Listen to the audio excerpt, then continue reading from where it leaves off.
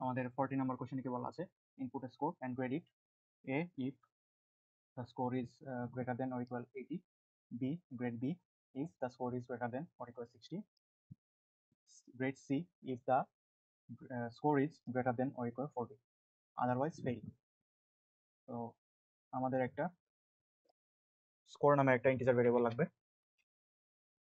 তারপর আমরা ইউজার থেকে ইনপুট নিব স্কোরের value.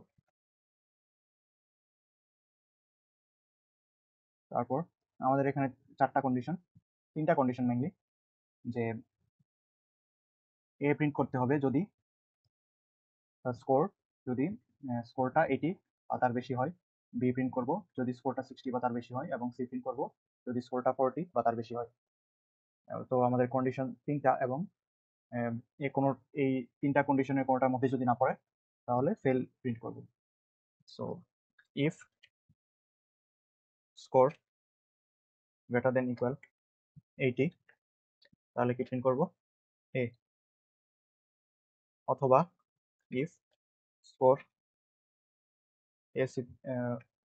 else if score greater than 60, তাহলে কি প্রিন্ট করব? ডি।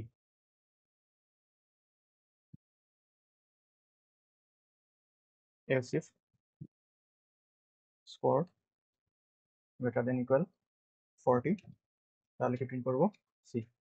আদারওয়াইজ এলস প্রিন্ট করব ফেল।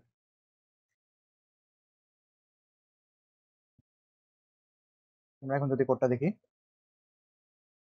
প্রথমে স্ট্যান্ডার্ড ইনপুট আউটপুট যে হেডার ফাইলটা সেটা ইনপুট করে নিলাম, এবং একটা ইন্টিজার টাইপের মেইন ফাংশন, এর মধ্যে স্কোর নামে একটা ইন্টিজার ভেরিয়েবল, এবং স্ক্যানএফের মাধ্যমে স্কোরের যে ভ্যালুটা সেটা ইনপুট নিলাম। আমাদের প্রথম condition, if score greater than or equal 80, আর যদি আমাদের স্কোর যে ভ্যালুটা সেটা যদি এই কন্ডিশনটা স্যাটিসফাই করে তাহলে কি প্রিন্ট করব? তাহলে আমাদের এই ব্লক অফ কোডটা এক্সিকিউট হবে এবং প্রিন্ট হবে এ।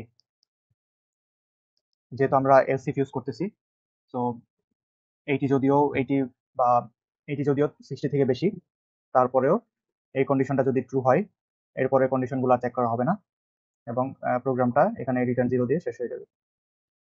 তারপর যদি স্কোর আমাদের যদি এই কন্ডিশনটা স্যাটিসফাই না হয়, তাহলে আমাদের সেকেন্ড কন্ডিশনটা চেক করা হবে, স্কোরটা 60 থেকে বড় কিনা। সো 60 থেকে বড় হলে আমাদের এই কন্ডিশন স্যাটিসফাই হবে, এবং এই ব্লক অফ কোডটা রান হবে এবং প্রিন্ট হবে বি। এবং এর পরের যে কোডগুলো আছে সেগুলো, যে কন্ডিশনগুলো আছে সেগুলো আর চেক দেওয়া হবে না, যেহেতু ইউজ করতেছি।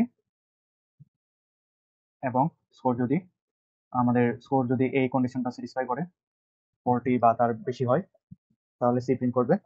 তিনটা কন্ডিশনের কোনোটার মধ্যে যদি না পড়ে, যদি 40 থেকে ছোট হয় তাহলে ফেল প্রিন্ট হবে।